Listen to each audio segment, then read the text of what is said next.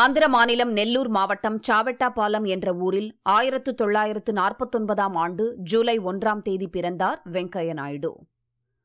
பள்ளி, கல்லூரி படிப்பை தனது சொந்த மாவட்டத்தில் முடித்த அவர் விசாகப்பட்டினம் சென்று சட்ட பல்கலைக்கழகத்தில் சட்டம் பயின்றார். முதலில் RSSல் தன்னை இணைத்துக் கொண்ட வெங்கையா நாயுடு அகில பாரதிய வித்யார்த்தி பரிஷத் என்ற மாணவர் அமைப்பிலும் இணைந்தார். 1972ஆம் ஆண்டு ஜெய் ஆந்திரா என்ற முழக்கத்துடன் முன்னெடுக்கப்பட்ட இயக்கத்தில் இணைந்து சிறப்பாக பணியாற்றி பங்களிப்பை நல்கியதால் கவனிக்கப்படும் நபராக உயர்ந்தார். நெல்லூர் மாவட்டம் உதயகிரி தொகுதியிலிருந்து 1978, 1983 ஆகிய ஆண்டுகளில் MLAவாக தேர்ந்தெடுக்கப்பட்டார்.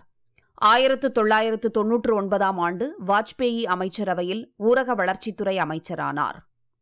2002ஆம் ஆண்டு பாஜக தலைவரான வெங்கையா நாயுடு 2004ஆம் ஆண்டு நாடாளுமன்ற தேர்தல் தோல்வியைத் தொடர்ந்து அப்பதவியிலிருந்து விலகினார்.